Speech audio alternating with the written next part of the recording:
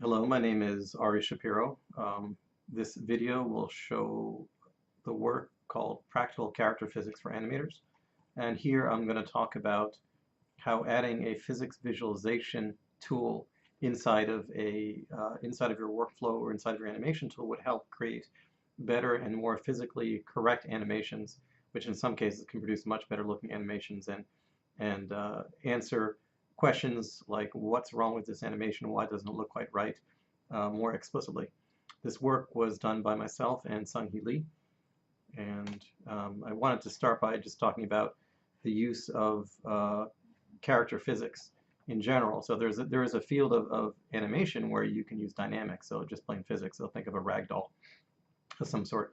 And you can get some very interesting character movement out of it. You know, the character contacts the ground, gets hit by different objects, and a very slight difference in character positioning can yield much different results, interesting results. So this kind of thing is very useful for sort of passive reactions to objects, and you can have some limited control over the characters, but usually not as much as you would want if you were doing, for example, creating movement of a character for a particular shot for visual effects or animation.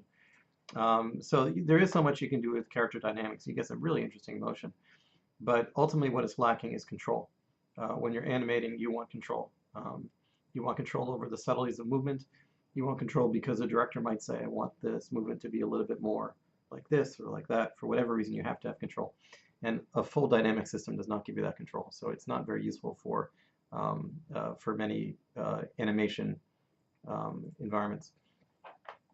I would add that physics is inherent within many of the animation source materials. So if you look at the Animator Survival Kit, there's talk about how to use physics or make a physically based movement. This is showing a jump. There are other examples showing ball bouncing, and those are all based on physical ideas. So I'm just going to make that a little bit more explicit in what I show here. So if you start with trying to move an object from one location to another, so let's say you're trying to move an object from the left to the right, so from the green location to the red location, and you want it to move from one point to the other in a matter of 1 second, each of the circles along that path indicate the position of the object at 1 frame later. So 24 frames a second, we've got 24 knots from the green ball to the red ball. And what we want to do is we want to move it from one place to the other.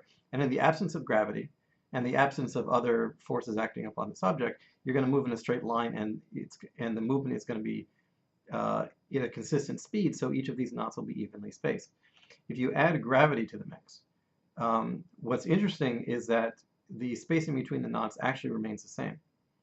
But now you get a bend to the movement because gravity is pulling the object down, right? So what's interesting to notice here is that if you want to move an object from one point to another in a certain amount of time, there's actually only one physically valid path that it could take. So in other words, if you wanted this green ball to move to the location where the red ball is in 1 second, this is the path it would have to take, and there's no other physically valid path. That's not to say there aren't other physically valid paths, but they would take a different amount of time. So you can move that ball from one location to another in any amount of time, but the time dictates what the path would be. In the absence of other forces, in the absence of jetpacks on the back of the ball, or in the absence of wings or wind resistance, right? So time and space are connected, and this is an important point that you'll see as I show these other examples. And there are infinite number of ways to get from the left to the right, from the green ball to the red ball, but each of them has a time and path couple.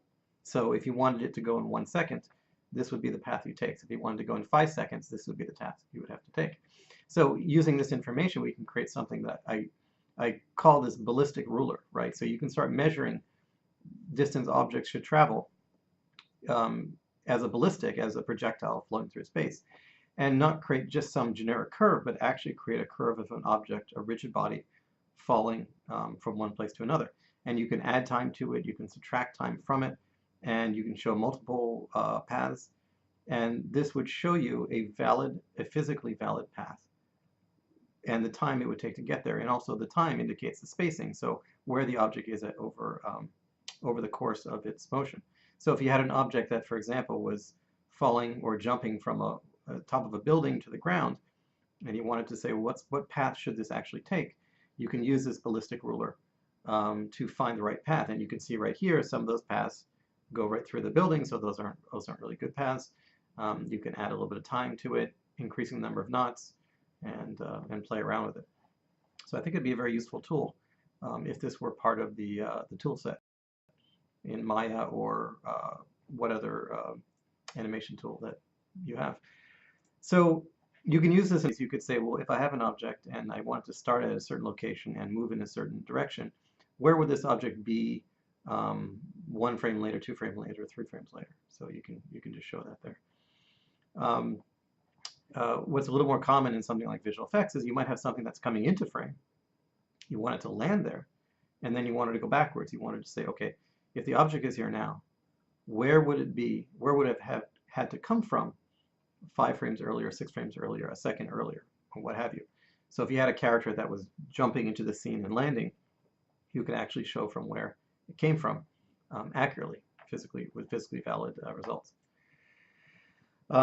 So what I showed you before was essentially the concept of the preservation of linear momentum, right? So that the mass of the object has to be preserved. So I wanted to move on to another concept in physics, which is the preservation of angular momentum, which is essentially the preservation of the rotation of the object. So in this case, you've got an object, and this object is rotating end over end. This is somewhat of a counterclockwise rotation. You can see that even though it's rotating, it still has this ballistic curve. You've got knots. Each of these knots are actually evenly spaced. And we can add what is essentially a visualization of angular momentum. So what I'm showing you here on the left is these lines indicate the axis of rotation. So the object is rotating around that line. This is it's called the right-hand rule. So you can stick your thumb in the direction of the blue line, and whichever way your hands curve, that's the rotation of the object. So if you stick your thumb out, facing away from the dark blue line, you can see that matches the rotation of the object. And what it's trying to show is that throughout the rotation of this object, the amount of rotation, which we can see by showing the length of this line, and the axis of rotation, which is the direction of the line, actually remains the same. So at every step along the way, the amount of rotation and the axis of rotation is the exact same. So I can reverse the rotation here. So now we have this object going clockwise as opposed to the other one going counterclockwise. These lines are actually facing away from us, right? So if I stuck my thumb in that direction and see which way my hands curl, that's the rotation, which matches the barrel. And again, same amount of rotation, same axis of rotation. So this is what proper physics looks like. I can make my object a little bit more complicated. I can add a joint in between them. So instead of having 1 barrel, we have 2. And then right in the middle of this arc, I torque the objects together. So imagine somebody curling themselves down and making themselves into a little ball. That would be the equivalent of what's happening here. You've got some sort of joint that can create forces. And again, you still have a ballistic curve. So the center of mass follows this ballistic curve. That's linear momentum preservation. And then you can see that this is the visualization of the angular momentum. So in all these cases here, the angular momentum, this is the axis of rotation, and then the length shows the amount. And it should be completely consistent throughout the entire way. It's not consistent right here, only for a reason that is not the fault of physics. This is my simulator, in other words, I'm trying to simulate physics, loses a little bit of energy, and that little bit of energy is translated into a little bit of loss of rotation. But essentially, they're all lined up in the same axis, and they're basically the same length. So even with multiple bodies torquing and changing, physics still applies. I still have a ballistic arc, and I still have a rotation that is consistent. Okay, so let's go even further. So now you can actually take a whole human body, and this is from motion capture. This is a body that's jumping, and let me just tell you what these indicators are. So this red line and circle here indicate the center of mass of the character. And the purple is the support polygon. So basically, wherever the feet touch, I'm just drawing a polygon around that. And what's interesting about the center of mass here is that you can see that the center of mass changes. So a moment ago, it was it was in front of the character. Now it's actually behind the character. So the center of mass will change, depending on what body parts are where and how the character is balanced, right? But again, you can see this with a jump. So if the jump starts about here, this is a ballistic arc. The spacing, the horizontal spacing between each of these is consistent. So basically, if you put them in a flat line, they would be evenly spaced all throughout the jump. And you can see the effect on the center of mass and the support polygon. And here's what a visualization of that angular momentum looks like. So just about when the character starts jumping, you can see that all these angular momentum visualization lines are facing the same direction. You know, there's a little bit of difference in amount, but that's because my model isn't perfect and my mocap data is a little bit dirty. But basically, during the jump, even though the character, his arms are going forward and his legs are going back and he's leaning different directions, the total angular momentum of this character is actually preserved, right? The entire body as a sum, as a whole, is actually rotating in with the exact same amount throughout the entire movement. Let me go back to that just for a second. So during this jump, you can see that the character, even though the body's flopping around, there's an overall rotation of the body which remains consistent. It might be hard to see. This is a visualization of that angular momentum. So what we're doing here is I'm coloring yellow the parts of the body that are moving in one direction, and black that are moving the other direction. So you can see in this jump, you can see that the legs themselves are actually moving forward as during the jump, and the arms are counterbalancing by moving backwards. That's why the arms are black and the legs are yellow. And it's because of this counterbalance that the character is actually able to stay upright, and the rotation is able to remain stable. So once again, you can see the legs and arms work against each other, and at the very, very end of it, you see the arms swing forward again. You'll see them change color one more time right there. So now again, once the landing occurs, you can see that the arms are now pushing forward and the legs are pushing back so that the character can actually stand up. Okay, so if you put all these rules together, you end up being able to modify the motion paths of previously animated objects. So the nice thing about this tool that I'm proposing is that you can animate and then you can see how it compares to physics afterwards. So this is not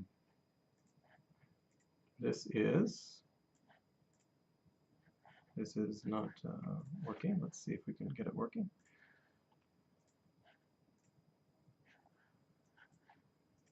Okay, so this is I'm going to title it "Monkey Jumping on Giant Octopus Head." So this is something that's common in visual effects. Before you do the shots, you might take a couple of the characters and play around with them and see how the rigs work. And in this case, we've got a monkey character and an octopus character. I think these are from Night at the Museum. Monkey's jumping up and down, and I think when you look at it, it's a nicely posed monkey, and the octopus is deforming. And this is, to me, it's convincing. It's convincingly real. If there was a monkey and a giant octopus head, this is what it would look like. The blue area indicates the motion path that the animator has created. So there's tiny little knots in here that you can see, and the monkey's going up and down. So what we're doing is we're calculating the center of mass of the monkey, and at each place of the center of mass, every frame, we're putting a knot, and then you can see the whole motion path by connecting those lines. So again, there's the monkey jumping on giant octopus head. Now, what we can do is we have two choices. We can either correct the path according to the time. So in other words, if the animator said, I want the monkey to jump up and down in a period of 1.5 seconds, we can say, okay, what would a monkey look like if it had 1.5 seconds to be in the air? Or we can correct match the path and change the time. So let's keep the timing and change the path. So here is our fixed monkey now with the physics-based corrections on it. And for some reason that's not working. Let's try it again. Okay. So now here is the monkey. So the only change that I made to this, so the monkey's poses are the same. The octopus's head is still deforming. And the only thing I did was, you see the red path is the physics-based path. So the question was, if a monkey was to jump up and down in a period of 1.5 seconds or whatever it takes, what would a physically correct path look like? And the answer is that red path that the monkey's jumping up and down in, and not the blue path. So you can see it can't jump quite as high. And when you look at this monkey, you can see that it has mass. It has weight. It has a feeling of mass to it that the other monkey did not.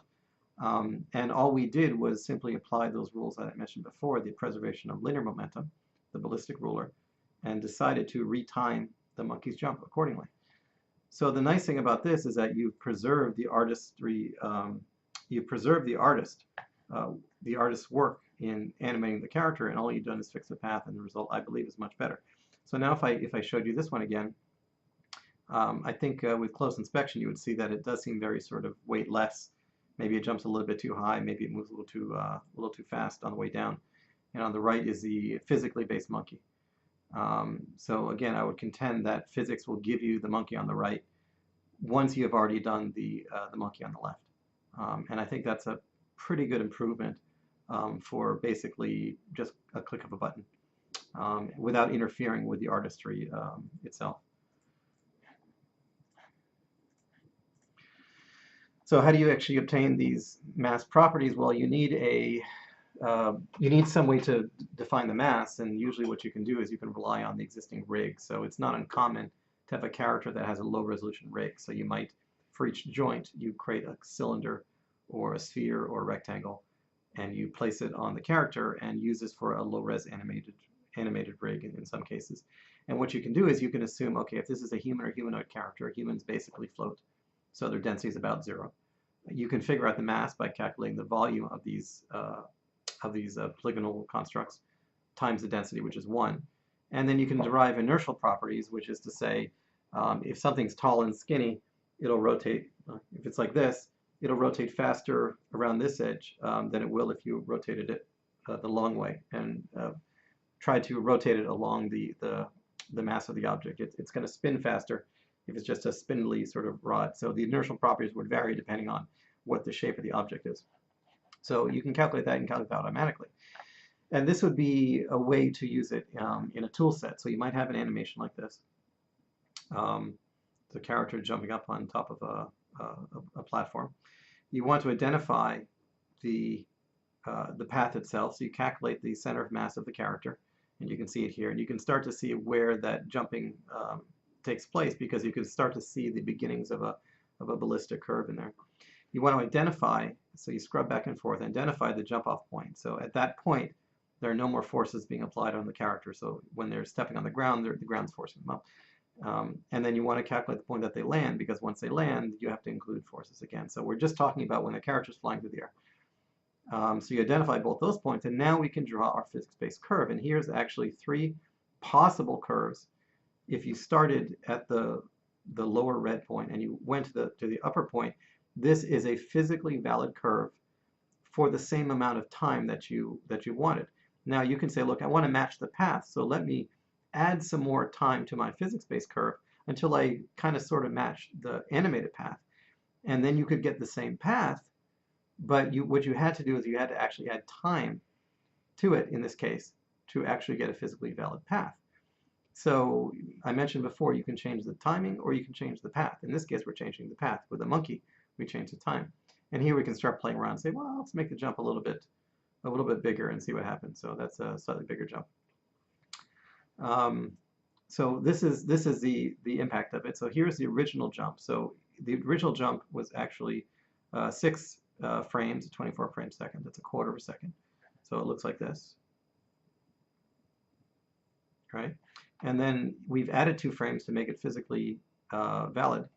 And so here's the new jump, which is actually a third of a second. It's a little bit slower, right? So I'll show this again. That's the original jump. So even though there was only a very small difference between the two, in my opinion, it does make a difference in the visualization. But there's something else that's interesting about this, is that when you start to look at the angular momentum, so remember our visualization. So what we want are the angular momentum visualization lines to all be in the same direction, all be the same length. So this is kind of in this direction. This is kind of in this direction. It's a little bit shorter, but so be it. And this is, and then suddenly up here it changes direction. So what happened? The angular momentum, the character was rotating in one direction, and then suddenly up here it's rotating in a different direction. And it's interesting that you can see this with the angular momentum visualization. And I've added arrows here just to try to make it a little bit clearer. So this is a rotation around this way, and this is a rotation the other way. So somehow the character changes direction in midair, and it might have not been that clear, but I can show you right here.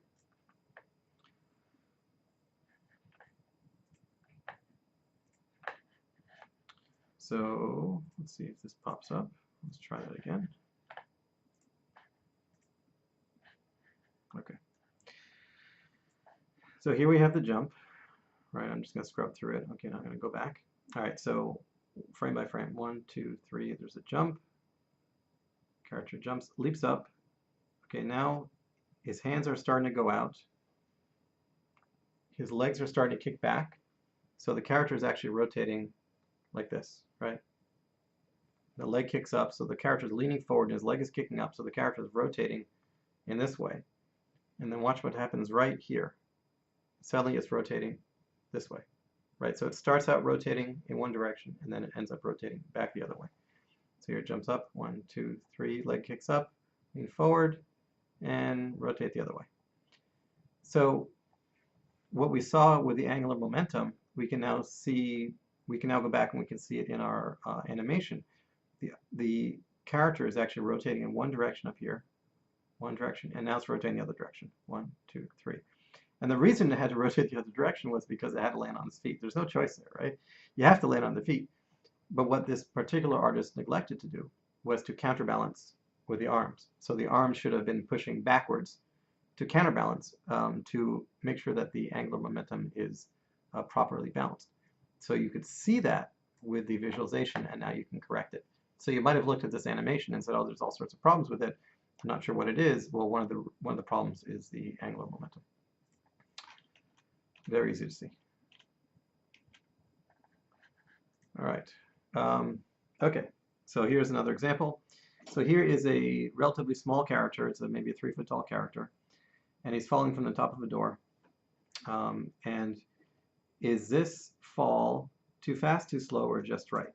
So if you were 3 feet tall and you were falling from this doorway, is this motion too fast, too slow, or just right? Boom. One more time.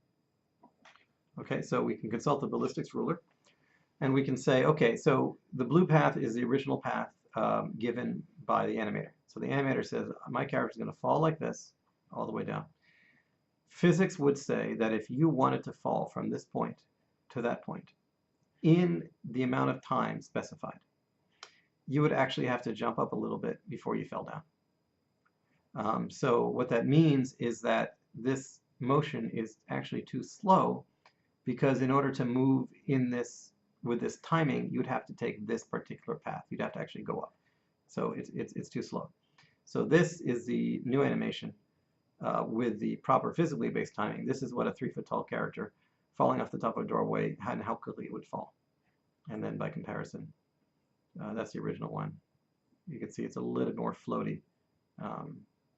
And ultimately the decision of whether you want to use this or the director might say, yes, I want it to be slower, and so be it.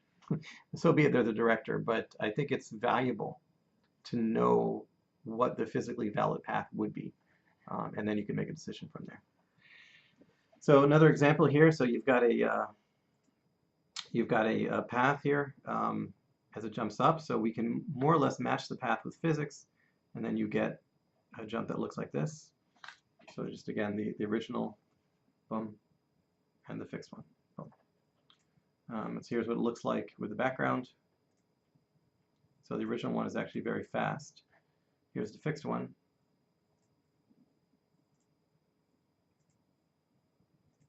Which looks a little better to me. And then you can actually say, well, let's make it jump a little higher. That's the one I like the best. It's more convincing to me than look at the original one.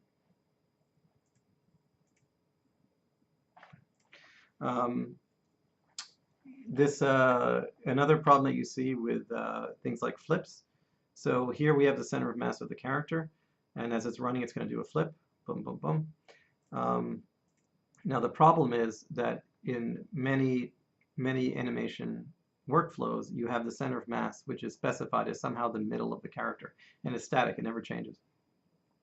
As we said before, the center of mass changes according to where the body parts are, and if your arms are up here, your center mass is higher, and if you're curled up in a little ball, your center mass is more towards the middle, wherever the middle of the ball is. So if you're doing a flip and you want to maintain this nice ballistic arc, you really can't do it without knowing what the center of mass is. So you end up with doing flips, and this is really the best you can do as an animator because you have no idea where the center of the mass is. You can say, here's the center of the character. As I move it, let me then flip the character, put poses on the character and flip it around. But you'll never get the center of mass right if you don't have it explicitly. So here's an example of actually figuring out what that curve should look like, right? So again, we take the same poses, and all we're doing is we're simply calculating the proper physics-based path. And this is what it looks like in the shot. So here the blue path is the one that the animator created, and the red path is the physics-based. This shot will be the original one, right? And you can look at this and you can say, I guess it looks okay. I'm not sure. It looks okay to me. I'm not sure what's wrong with it. And then this is a physics-based path. And I think if you look at both of them, this is a lot cleaner. I mean, to me, this motion looks much smoother than this. And honestly, I can't quite describe why this looks a little funny to me, but this does look better to me. And I think this visualization of center of mass helps. And then you can play around and say, I want the character to jump higher. Boom. Still looks good, right? Maybe even better. All right, common problems. So you can see sometimes the animators make it without knowing the center of mass. Here the character is moving backwards. So the character moves out to this point, and suddenly his momentum is going this way, and then suddenly he goes backwards to land. So that's what it looks like here. Boom. Let me try that again. And the beauty of this is you can preserve all the great pose work that the animator has done. We say, what would the path look like if I wanted to launch from here and land here? And it's very different from the animator path. And I would argue that it doesn't distract at all from the artistry itself. It still looks as good as the animator makes it, and it looks even better because the motion is now properly pathed. I see this, or I've seen this a lot, this called inconsistent velocity. It's sort of the Wile E. Coyote effect. You know, the character goes out and then quickly goes down. I think it's to sort of simulate very fast movement. And again, you can see that this is not a very ballistic looking path, proper ballistic path. So again, we can say, okay, if we wanted to jump here and land here, what would it look like? It's very different from our path. But again, I would argue that it doesn't distract from even the cartoon or stylized aspect. I just think it's a better path. That's my own opinion. And at the very least, you can, if you're an animator, you can say, okay, this is what I did. This is what physics said. Maybe I like mine better. Maybe I like physics better. But at least you know. At least you have a reason to know. Reason to do this path, for example. It matches physics. Even though there might be reasons that you want to violate physics. There's lots of times I found where you just can't tell the difference. I mean, the animated results here, that's the original one. It's kind of a short jump. The camera's very tight. Here's the fixed path. It's hard to tell the difference. You know, I'm not sure I'd spend much time trying to improve it. It's too short to tell. Here's another one. Here's the character getting shot by a potato gun. And then again, you can see the ballistic path here. So this is, excuse me, you can see the non-ballistic path, right? It's very sort of loopy, right? Very cartoonish kind of hit. So physics tells you that this red path here is the path it should take if it was hit by the potato gun. Boom.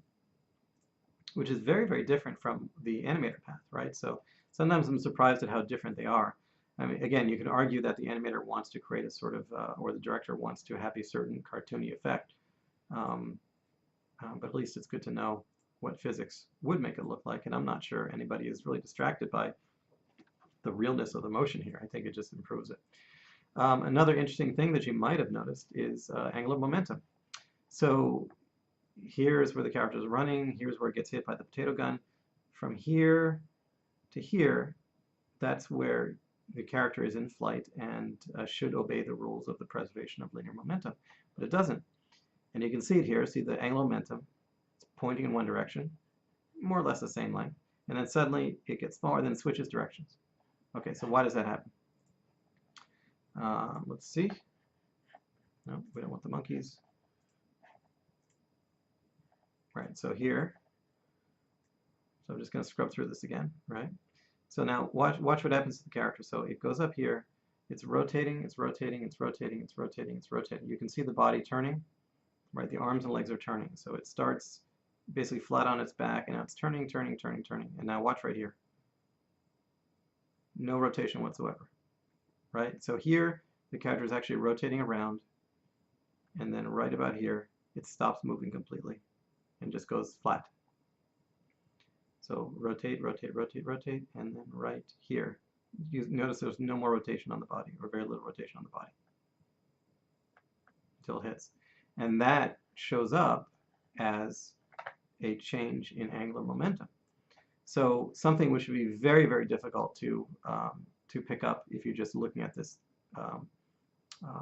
just by the animation becomes very easy to see when you see these angular momentum visualization lines. So I think it's effective. So here, perhaps a fix would be to keep the character rotating, maybe if his legs fold over or what have you. For rough animation, so here we've got a character getting smacked by the other, boom, and he's going to follow this path as he gets smacked. You know, hey, why make these curves so rough when you can have a nice, beautiful curve that looks like this? You know, get a more realistic picture of where it might end up. Boom. So here's a large Hulk-like creature, perfect for our test cases. We've got large character. I think this is 8 or 9 feet tall, jumping from building to building to building. So every time we jump, we have an opportunity to correct or fix or observe how good that motion is. So here's one jump, right? And this is what physics says that jump should be. So physics says it should be actually much. So if you see the difference between the blue curve, that's the animator curve, and the physics-based curve, there's actually quite a big difference between the two. You know, and again, all the body pose gets preserved. It's only the motion path that gets changed, and I think this improves it greatly, especially when you consider this is the original one. It's too loopy. Another jump. And I think you can almost see this curve here. It does not look physically realistic. And look at the difference that physics tells you. Boom.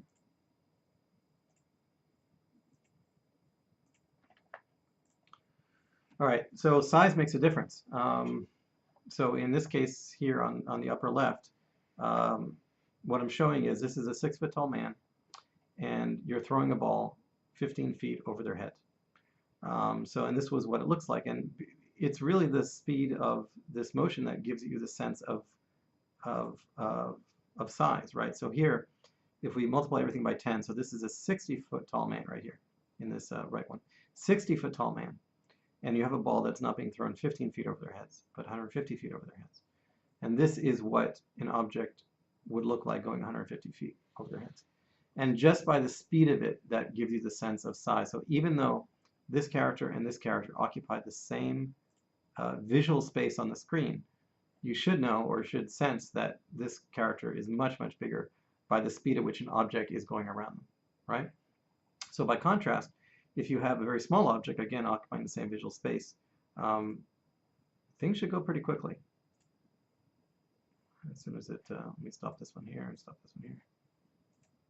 Okay.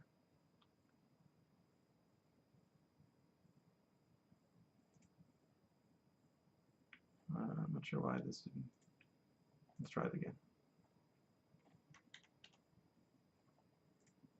There you go. Okay. So a small object, things should go much, much more quickly. Obviously, every movie that's ever been created where the characters are shrunk down to tiny size, they obviously can't change the physics of everything. But this is why small creatures seem to move faster, and fleas seem to jump very quickly and that sort of thing. Okay, so you can see these scaling problems in various ways, and visual effects and animation are filled with creatures of non-human size. And let's face facts, we're not used to seeing very large objects or very small objects. And so we can often get fooled by looking at this. So this is an octopus jumping into a pool. This is actually the Washington Monument from Night at the Museum. And it's actually a decent jump for a very, very small octopus. But this octopus is actually the size of a room. And this jump is actually 25 feet long and 15 feet high. So the animator made this jump, animating it as if it's a very small octopus, when in fact it's a very, very large octopus, and he's jumping a very, very long distance. 25 feet is maybe not too far away from the, what is it, the human long jump record, maybe 30-something feet. So imagine how long it takes for the human to jump 30 feet, and they're in the air longer than that, basically. So if we use our physics tool, this is what the octopus jump would look like if we wanted to match the path of the octopus, right? So I'm not talking about this one or this one or this one, but this jump right here. That's the speed of a giant octopus jumping into the Washington Monument, 25 feet long and 15 feet high. Right here. Yeah. Okay, so if we wanted to change it around and say, okay, let's forget matching the path. Let's just match the timing. So however long the animator animated it, I just want to find the right path for that time. And so not these jumps, but right here. That's the path an octopus would have to take if you wanted to fall, if you wanted your giant octopus to fall into the Washington Monument. So this is that was the video that most people look at me strangely with and say, no, I don't quite buy it. So I say, okay, let's replace a giant octopus with something of equivalent size. So in this case, we're replacing the octopus with a van, which is about the same size as the octopus.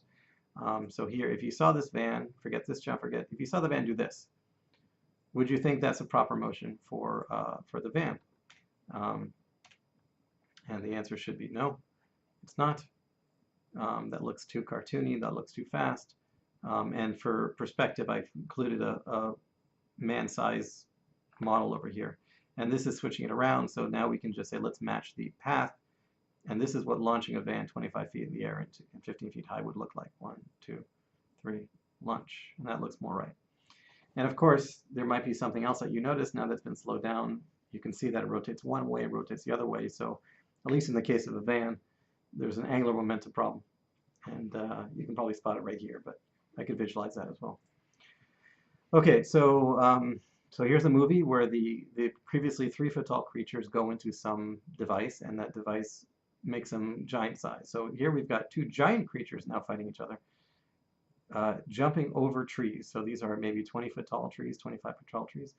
The one giant creature is throwing the other giant creature over the tree, right? So these are actually very large creatures fighting, and the problem is that the animators have created this,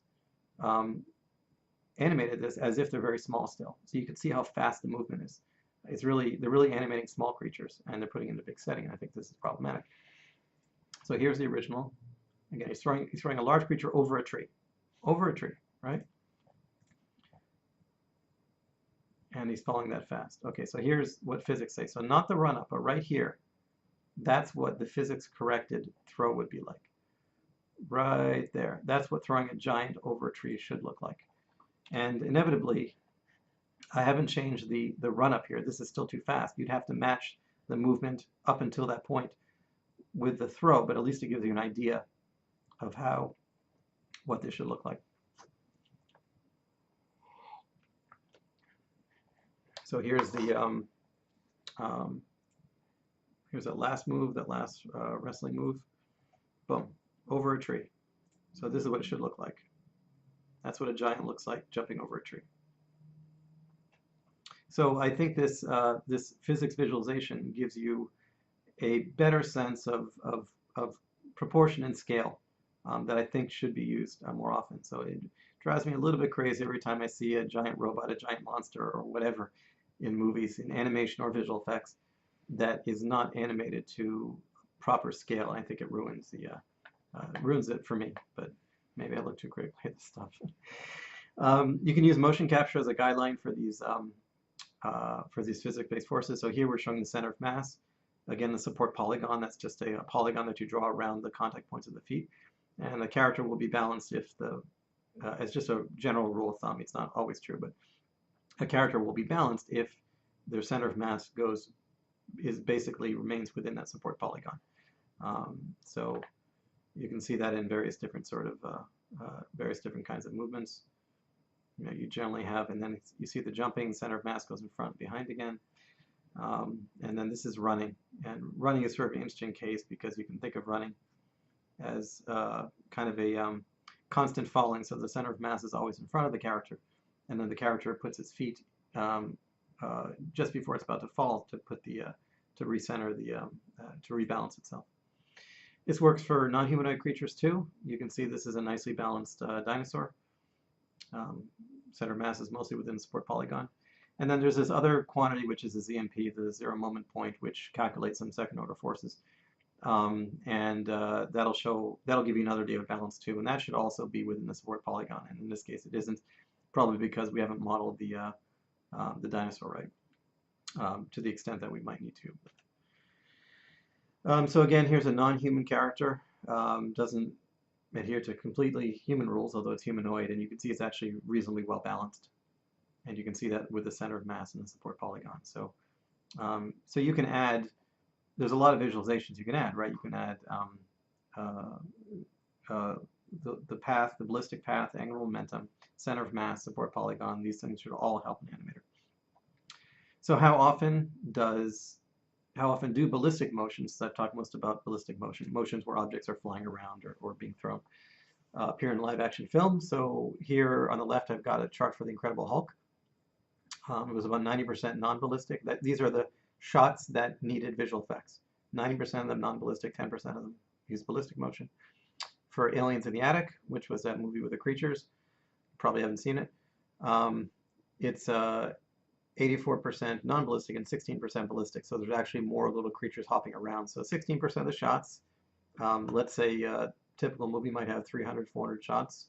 So you're still talking about 40, 50, 60 shots that could be improved in some cases significantly just by adding these visualization tools. I think that's a win. Just for fun, I took I forget which movie it was, but I implicitly calculated the animator's view, and I say animators by I took whatever motion path they described, and then I figured out the average gravity that would have to have been applied. So if for a scene the gravity is 1, then the animator nailed it, right? They got the gravity almost exactly right, and physics probably wouldn't have helped that much.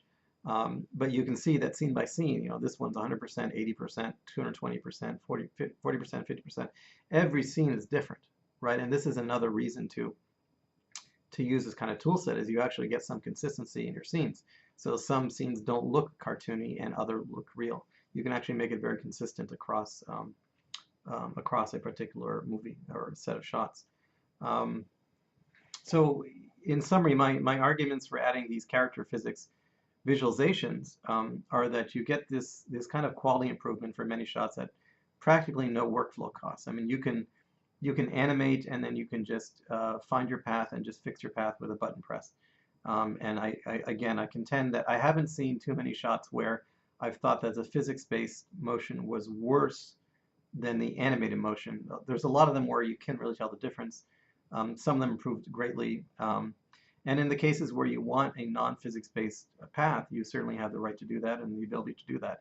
Physics just offers you some kind of baseline to go against. You end up with consistency among animators. It's not unusual for different animators to animate the same character.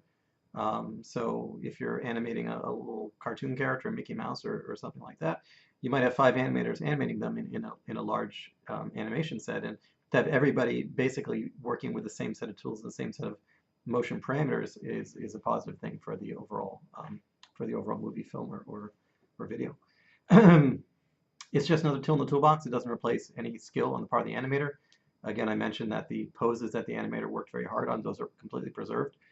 You get these explicit measurements of what used to be talked about. There's a lot of talk in dailies about make sure this has a lot more weight and make sure it's more balanced. Well, you can see weight and balance in the screen in front of you, which makes it a little bit easier. And finally, I would also argue that a lot of the other elements in a animation or visual effects environment actually use physics. So if you have a rigid body simulation, so you have an effects department, they will use physics first, and then they will adjust that physics to fit the scene, but they'll start with physics. They'll start with something real. If you have water, those apply a physically based, they'll apply physically based rules, and then you might modify it to be not physically based if it doesn't do what you want. But almost every other element in your graphics pipeline actually starts with physics or starts with some sort of real motion and movement, and then adjusts it to the scene. I think animation is the only piece of the 3D pipeline where you really don't start with something real and go backwards. You generally start with nothing. The character's, static still in an A pose, T pose, whatever, and then little by little you try to make it more refined. Whereas these other particle effects, water effects, rigid body effects, you start with physically based physics truth, and then you go backwards to fit your scene. So I would argue that it would help if the animation moved more towards physics, and then you can always back off it if you need to. So that's it. Please, if you have any questions, you're welcome to send them to me. I'll try to answer them. And I hope you enjoyed the talk. So take care.